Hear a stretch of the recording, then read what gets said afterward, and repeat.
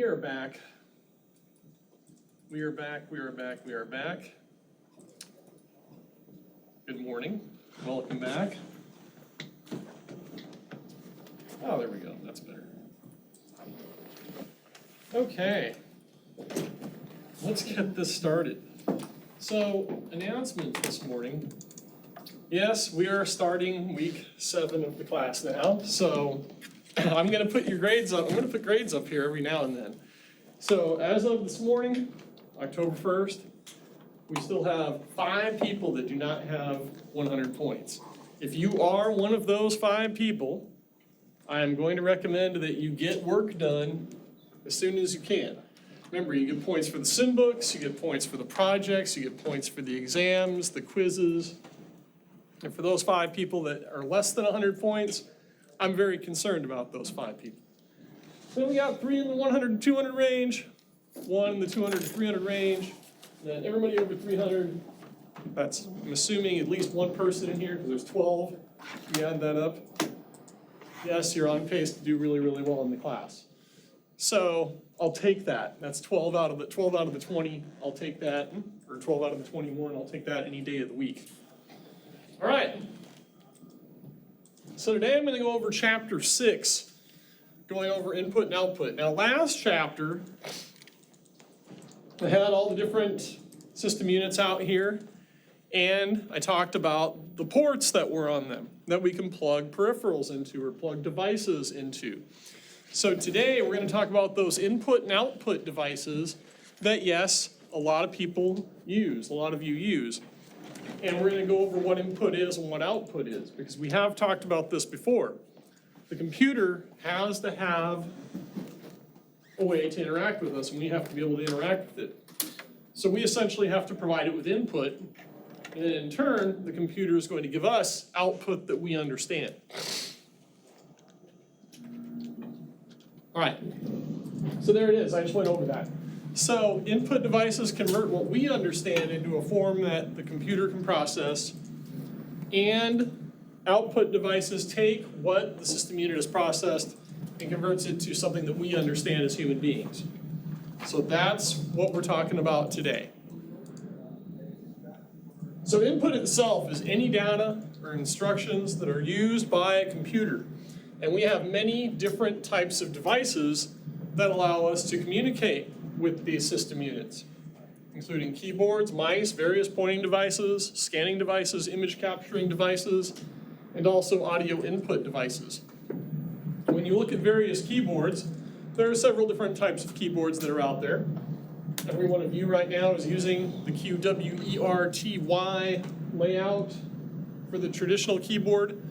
Your keyboards also have the 10-key pad on the right side to enter numbers and mathematical symbols, which I hope you're going to use when we go through Excel, as we continue to go through Excel.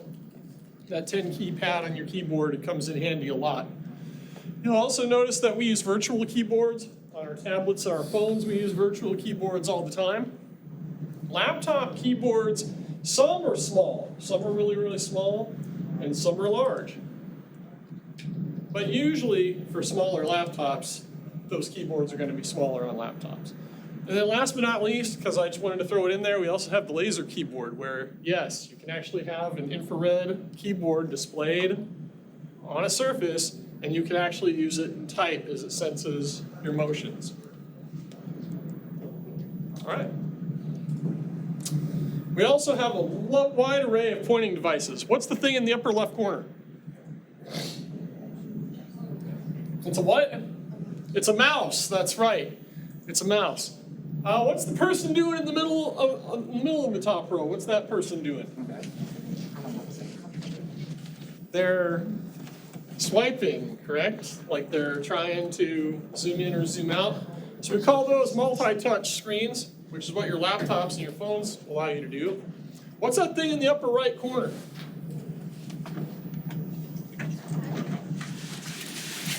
Or a touchpad, right? So yes, touchpad, because that's what we use on our laptops. We also have the ability to use the mouse buttons on that. What's the thing in the bottom left corner? Come on, you know the answer to this. What's the thing in the bottom left corner? You know this. It's a joystick, that's right. Yes, for gaming. What's the thing to the right of the joystick? Isn't that like the dancing thing? Yes, it is the dance pad. Very good. What's the generic term for the one in the bottom and the middle? Controller. Yeah, like a game controller. These are all input devices, everybody. Oh, okay, so there's two devices there to the right of the game controller. What's the one on the top? Right, it's like a motion sensing device, right? We have several of those. And just below the motion sensing device, we have, oh come on, everybody knows this one. Nope, we already went over keyboards. These are pointing devices. So I'm looking at the little tiny stick, that little blue pointing stick that's on laptops, yes. Some people hate them. We called it the nipple. Yep, it's called the pointing stick, yes. You got it, yes. Because they eventually wear down. When you would buy laptops, they would actually give you like spare ones, and you'd be looking at the little bag going, well, what are these? And I'm like, oh, it's for when you, I never thought I could wear one of those out, but I did. Like, it got to the point where it wasn't like I rubbed all the dots off of it, because I used it so much. So yeah, I actually had to replace one of those at one point. And then last, because I didn't like the touchpad, because if you touch the touchpad too many times, it starts doing things. So yeah, and I drank a lot of coffee, so I stopped, yeah, I had to use that. Now I just like using a mouse. Mouse is much better. What's the thing in the bottom right corner? What is that person doing? Stylus? Yes! You all don't have one of those? Not the new ones yet. You all don't have a stylus? Mine didn't come out with it. Sadly. You don't have your stylus? Hey, I like the stylus, I really do. Okay, so those are all different types of pointing devices. We also have several different scanning devices that are out there. So in the upper right corner is what is called a flatbed scanner. Flatbed scanners, unfortunately, can only scan one page at a time, or an image at a time. Well, I guess you could put a couple of swell images on there, but they call it a flatbed scanner because you lay the paper or images flat on the bed. Upper left corner, we have document scanners, which allow us to scan many pages at one time, and you can also scan the front and back. We call that duplex scanning. The one on the bottom left corner is what we call a portable scanner. Yes, you can actually buy these, so if you ever have to scan text from actual books, you have the ability to do that, and it stores it digitally on the device until you take it off the device and put it on your computer. In the middle, we have the 3D scanner, which obviously scans 3D objects. Of course, then you have to take that, right, and then use the 3D printer to print it, right? I mean, you could. And then last but not least, magnetic card readers are like everywhere. All right, we have other types of scanning devices. So when you go to the grocery store, yes, if you do self-checkout like I do, we all use the platform scanner. Scan our little UPC codes or universal product codes. We can also use wand readers, where it's a little wand and you push the button and it scans your product for you. So you can either use the wand or the platform scanner. Maxi codes, which are used by UPS, FedEx, and those other delivery companies, that's another thing that can be scanned using a platform scanner. And usually the code is a lot longer than a UPC code. Last but not least, the QR code, which I didn't get to talk about, I guess, until today. Usually the shape of a QR code is a square. Square, thank you. And it's made up of dark and light spots. And we can scan that with our phones. We also have radio frequency ID readers, which, yes, there are tiny chips embedded in products that, yes, if you try to steal them, the chip is in there and it can be tracked. And yes, of course, we find RFID tags on a lot more than just products as well. I've had military people tell me that they get tracked with RFID. I've had a bunch of, yes, and I've seen animals tracked with RFID. Yeah, so a lot of different things can be tracked using radio frequency ID. We also have several different character and mark recognition devices. I don't know if any of you actually use checks. I don't even know if you know what a check is. You know, it's a little piece of paper the bank gives you, like in little booklets, okay? I might use like one every year or something. But anyway, There's magnetic ink on the bottom of that. So usually your check is run through a magnetic ink character recognition machine. And yes, that's the answer to one of the quiz questions today as well. But there are magnetic markings on the bottom of the checks. They run it through the reader to make sure that you have enough money in your account to cash or to use the check. Yes, people at the grocery stores that I go to still use these. That's why I try to do self-checkout now, so I don't have to wait for the person to cut the check. Because I always get stuck behind the person cutting the check. They're like half my age. Like, I didn't think people half my age did that anymore. But anyway, it's like a recurring theme too. I see a lot of young people doing that, and I'm like, this is different. Okay, of course I get yelled at for not being able to use my phone just to tap it and pay. I'm working on that. All right, so the other two types we have up here for character and mark recognition devices with optical character recognition. So earlier I talked about that scanner, that portable scanner that you could scan text with, right? That's scanning with OCR, optical character recognition. The only problem with these scanners though, when you're scanning text, if you have like any objects on the page or lines on the page, when you try to get that digital text off the textbook or whatever you're scanning, it's gonna look really strange with those lines and everything. So you gotta be careful when you're doing that.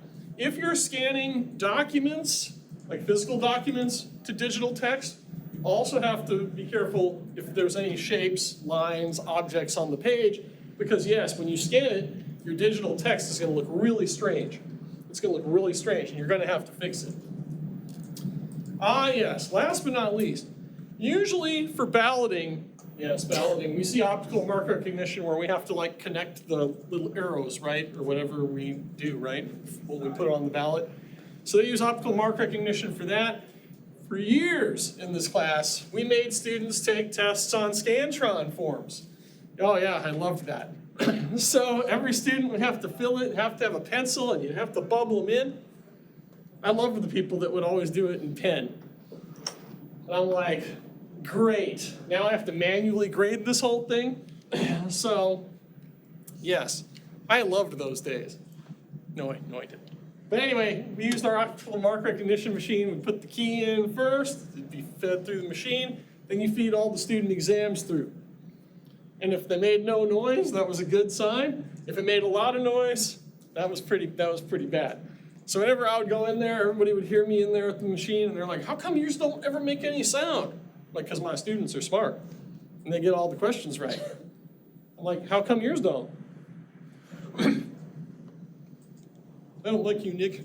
I know. I got that a lot. Okay, so moving on. Image capturing device has been around forever. We still have digital cameras, which are where the images are recorded, stored on the memory card inside of the digital camera. We also have webcams. Webcams have been around forever. You all have webcams on these computers. You just don't know it, or maybe you do. But it's there. The webcam is there.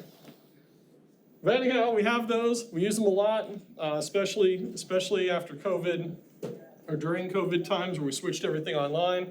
So people are a lot more used to having meetings remotely now with webcams. Of course, I use them to stream all the time, so yes, webcams do come in handy. Ah yes, one of my favorite images that I get to talk about in this entire class. So we've had voice recognition systems now for a really long time as well. These voice recognition systems are built into your phones. It uses a microphone, which you all have on your phones, a sound card, and also special software that is built in. No, I'm not going to say any of the magic words that are going to kick any of our phones off, because yes, they're all up here on the screen. But I would like you to take a look at this image on the right.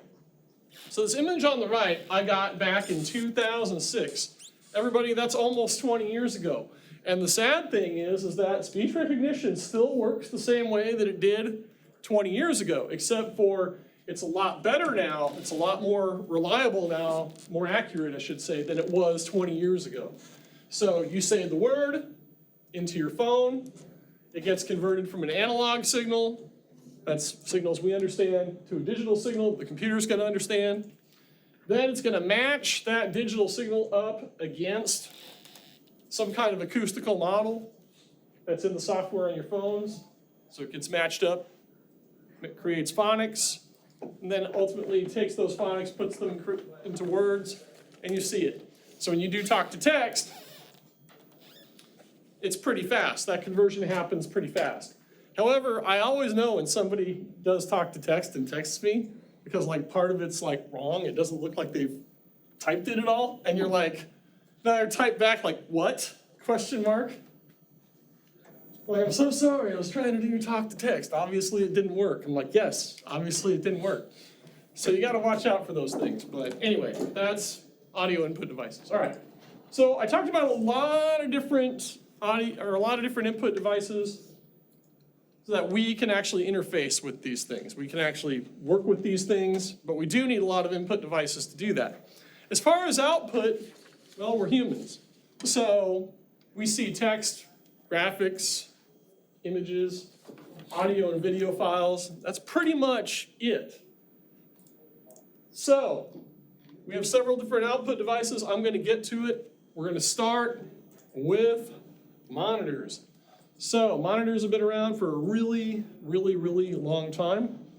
They're known as screens or display screens. The output is referred to as soft copy. So if monitors are soft copy, printers are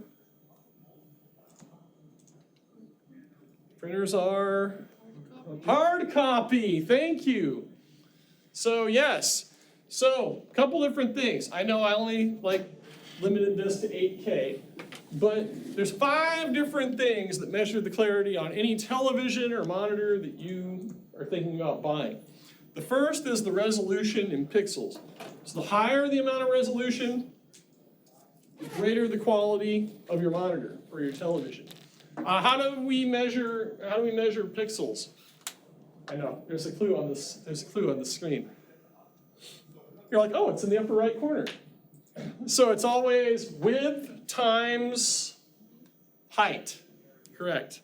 And you will notice that we've gone from good old 720p days. I remember those. Now we're in the 8K. But if you notice the numbers, the values on these, you'll notice that 4K, the first number, is close to 4,000. 5K, same. 8K, well, it's kind of far away from it. But anyhow, they didn't want to call it 7.6K. So that's why they didn't call it 7.6K or 7.7. They called it 8K. So as we continue to, or as this technology continues to evolve, we're only going to see more and more like lifelike images on our monitors. We're going to start seeing that. Dot pitch is the second one. So with dot pitch, this is the space between every pixel. No, I'm not going to tell you to do this, but if you actually put like your nose up to your monitor, you can see the space between every pixel. You can see it up here too, if you look really closely. But yes, you can actually see, all right, fine, I'll do it. Oh, there we go. You can see the space between every single pixel if you look close enough. That's what we call the dot pitch. So the more space between each pixel, the horrible it's going to look. The less space, the more lifelike it's going to look. Contrast ratios. This is another answer to another quiz question today. So contrast ratios give us the ability to see the brightest brights and the darkest darks. And yes, the greater the contrast ratio, the more colors you're going to be able to see, the more wide array of darkness and light that you're going to see on your monitors. Okay, how do we measure televisions? Which direction? Which direction do we measure these for size? No. To the right? No. Which way? Which way? How do we measure these? When you buy, nope. When you're buying a 32-inch TV, let's use that as an example. The top left to right. Yeah, we go diagonally. Yes, exactly. So yes, and is it always the size that's on the box? No, it's usually just a little bit less. So sometimes they will tell you the viewable area, and that means that, let's say it's like, we'll say a 32-inch TV, right? And it says like 31.7 inches viewable. So if you actually measured it, then you should be able to measure the 31.7 inches. I think they just call it 32 because it's close to, like you see here, like with all the pixel numbers, because it's close to a round number. And people love round numbers. They don't like decimal places. I know you don't. That's why with like our points in this class, I'll just round up. If it's a half, I'll round up. It's fine. So anyway, moving on. The last one here is aspect ratio, and I actually like drawing this one on the board. I'm sure you can all see. I know I neglect that poor side of the room. No, I've been doing it all year. I'm not gonna stop now. I'm just gonna write it up here, okay? So with aspect ratio, a really long time ago, they used to be 4:3. So if you think about pixels, right, it's gonna be width to height. So every 4 pixels horizontally, it's gonna be 3 high. Now, of course, that contrast ratio, that aspect ratio has changed tremendously, because think about how wide our screens are now, right? Like that aspect ratio is way, that number for width, this number, is way higher now than it's ever been in relation to the height. Because if you notice, screens are getting wider and wider and wider and wider. Still trying to figure out why, but I don't know. Maybe so we can see more, so we don't have to scroll left and right all the time. I don't know about you, I don't like scrolling horizontally. Scrolling vertically I'm fine with, but yeah, it's the horizontal thing that drives me crazy. Okay, enough about that. So, there is a trick question on this week's extra credit. And yes, the extra credit for chapter 6 is a quiz again. So there is, I'm telling you, people miss this question a lot. The current monitors that are out there are called organic light emitting diode, or OLED. That's the one way down in the middle of this slide. So keep in mind, with OLED, no more toxic chemicals. That's why it's organic, right? Lighting is better, power efficiency is better, contrast ratios are better, but they are OLEDs now. They are not LCDs, they are not the ancient CRTs anymore. I love those because those were made of glass. And like when kids like want to like hit the TV, the CRTs were great because they try to hit the TV, you can't break it. You can't break that glass. It's just like, it's crazy. Now it's easy to break a TV. But anyhow, we now have curved monitors too, which gives us a more immersive experience. I really think the curved monitors are cool. I'm not ready to buy one yet, but I know if anybody went to my house, they'd be like, man, you don't have big TVs, you got nothing. Why? I always get that question, why? And I'm like, because I don't watch a ton of TV or anything. We're not really at the house a whole lot, so maybe that's why.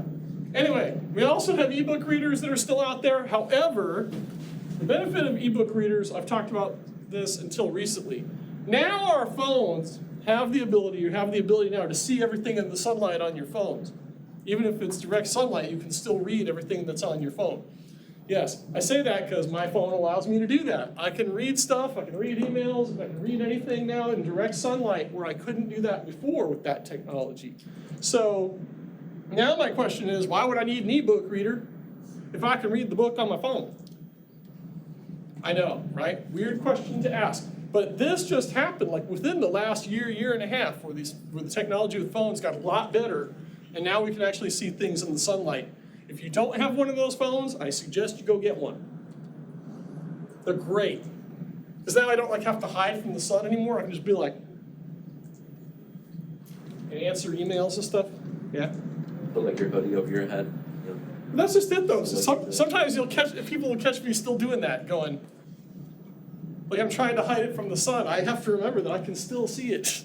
So, yes, if anybody sees me in public acting weird, it's because I'm still training my brain to say, okay, I can just do it out in the open and it's fine. All right, so I hope you know that televisions can be used as monitors. Yes, that's what we do in our house. We use televisions for monitors. Digital projectors, we have them in this room. That's how you're able to see all of the content. Yes, they're up there. They're the HD ones, don't worry. They're the widescreen ones, they're nice.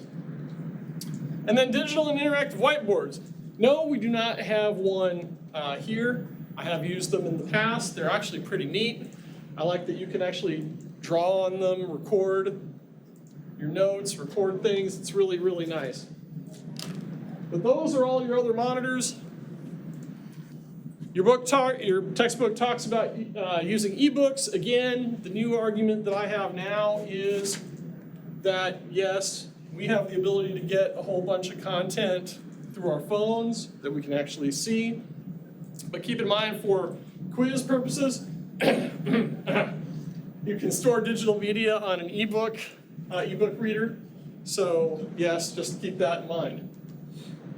We are flying through this today. Okay. All right. So the next part. So I talked about monitors. Now we're going to go through printers.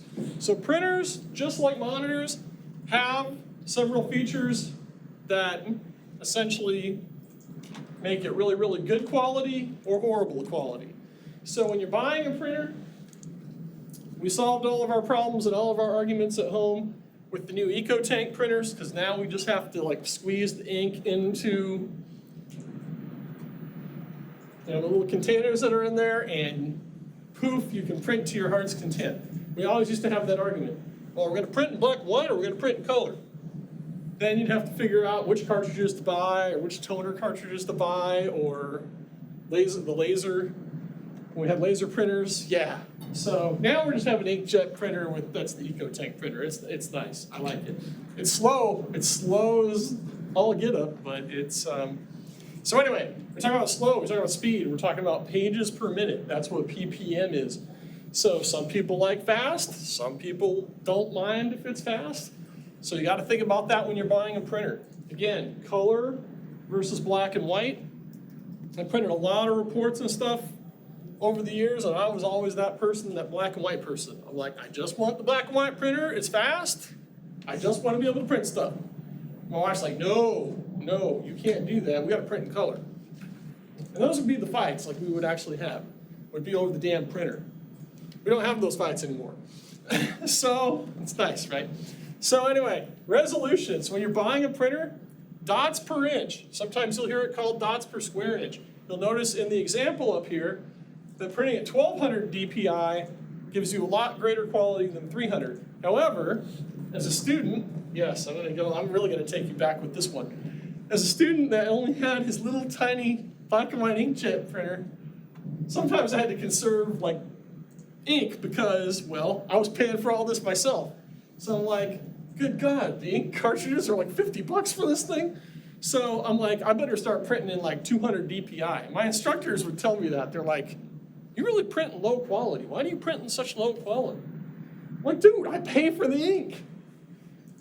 I'm like, of course I'm gonna print in low quality for your class. So I would always do that. Now inks become a lot less expensive. That is, if you don't have the cartridge. If you have like the ink that you squeeze, trust me, you get way more out of that than. So yeah, so DPI is important. Memory. So here's another thing. If you didn't know that printers had memory inside of them, they do. And they do this, they have to have it, because if you have multiple people in your household printing with the same printer, it's got to have memory to store each print job that is sent to the printer. So that way, each print job can complete one after the other. Same thing goes with like work printers. If like 40 people are sharing a printer, it's got to be able to handle all those jobs. Otherwise, it's not a good printer. Some people would come by my office and say, Nick, what does this message mean? And they hand me a piece of paper and it says, printer is out of memory. I'm like, you can read, right? Printer's out of memory. I'm like, how does the printer get out of memory? I said, well, what were you trying to print? Well, I was trying to print a 100-page document. I'm like, you just answered your own question. I said, have you tried printing 10 pages at a time instead of 100? That solved the problem. I'm like, that's all you gotta do, just do 10 pages at a time then. You won't get that message. All right, last but not least, we should definitely have the ability to print on both sides of the paper. We call that duplex printing. All right, moving on. So I talked about inkjet printers. Essentially, an inkjet printer has jets of ink that get sprayed onto the paper. They're traditionally slower than laser printers. Laser printers, on the other hand, are fast. They use lasers, obviously, and toner to make the impressions onto the paper. I hope you know what a 3D printer does. It doesn't print paper, does it? No, it does not print paper. Believe it or not, 3D objects are probably a lot less expensive than you would think to print, especially since you can mass produce objects on a 3D printer. Yes, if you've been to any of my department's functions out there for students, they always have stuff to give away. So yes, they do all the 3D printing on those printers for those objects. So, moving on. There are many other types of printers that are out there as well. So some people are like, but Nick, when you print at home, you say you print it to an inkjet printer. However, I have to use a cloud service on my phone, or a cloud printer as we call it, to where I'm printing and telling, hey, cloud, direct my print job to this printer. So I'm essentially using a cloud printer, and I'm also using an inkjet printer, believe it or not. So yes, Google's got a cloud printing service, Samsung's got one, there's a bunch of them, Epson's got one. Moving on, thermal printers. So the only problem with thermal printers are, when you get the receipt, and I know some of you have to have seen this, if the receipt gets too hot, the paper turns black. Yes, I left a receipt out in my vehicle out when Phoenix College didn't have a parking garage on their campus, and I had to leave my car out there in the middle of summer teaching this class, and that receipt went, you couldn't read anything on it by the time I got out of class. I was just like, dang, okay. So thermal printers are all over the place. They're printed on cheap paper, but however, it is heat sensitive. I have had somebody told me that they were able to get the data off of the completely dark receipt by like putting it over the stove. And I'm like, that's really cool. I'm like, okay. My wife did it once too, and she's like, here, let me show you how to do this. She's like, I got the numbers, look. I'm like, that was the weirdest thing I've ever seen. But anyway, moving on. We also have plotters.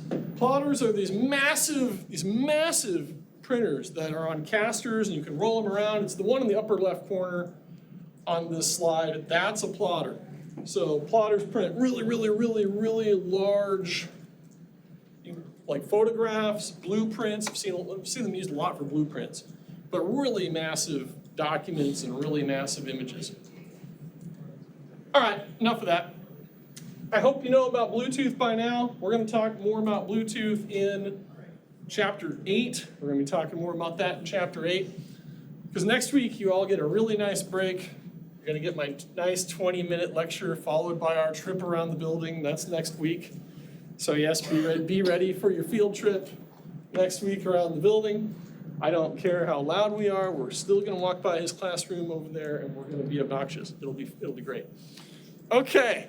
So yes, a lot of you are aware that we have wireless technology now to listen and also to speak through a microphone. I don't think I really need to talk about that.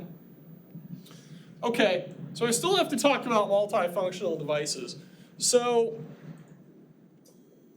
for like a long time, some people would just buy like a printer, and it would only do one thing. It would print.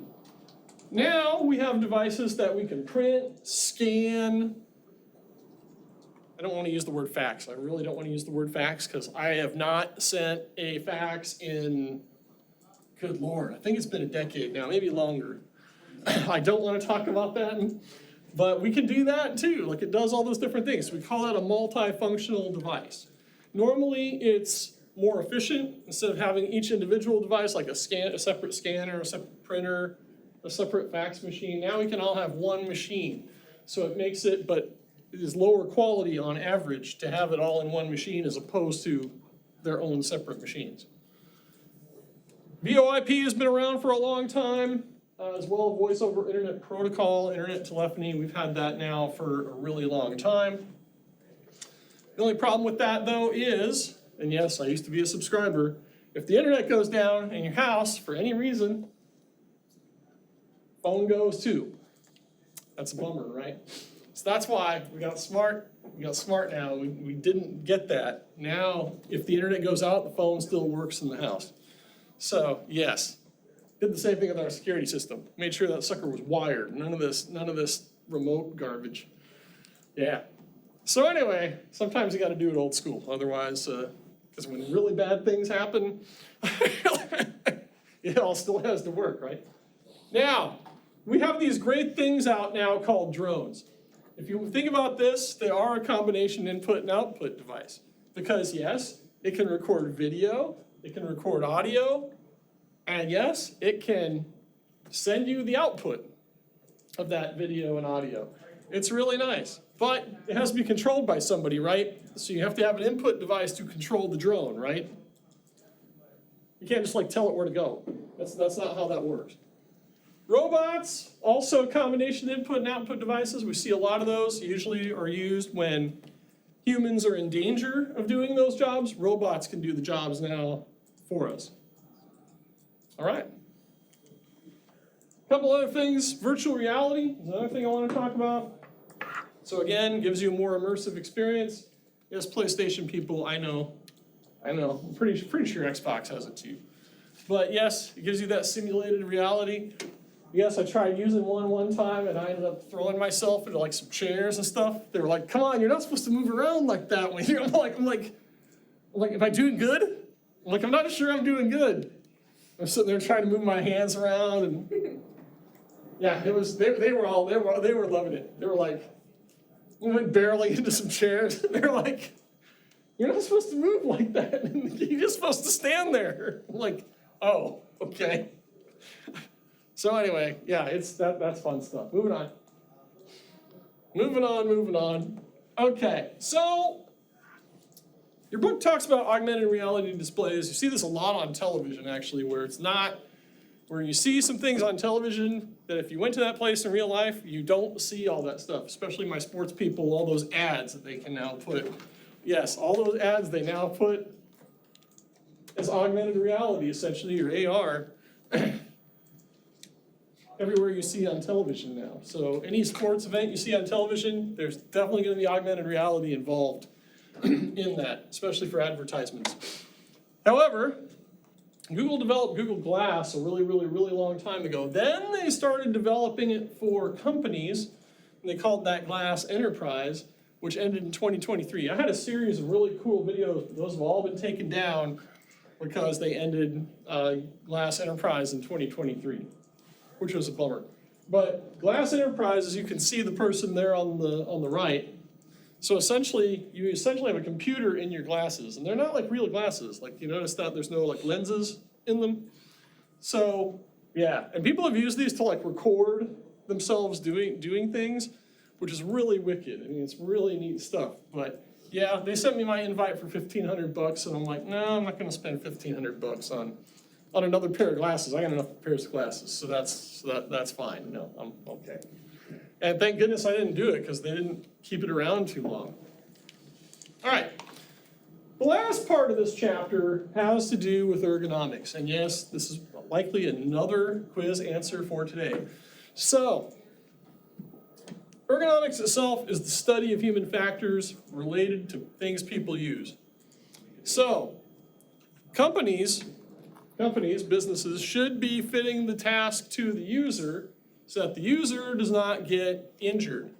So injuries like back and neck pain, repetitive strain injury, like carpal tunnel, eye strain and headache, you can get all that by not having the appropriate equipment at your job to do your job.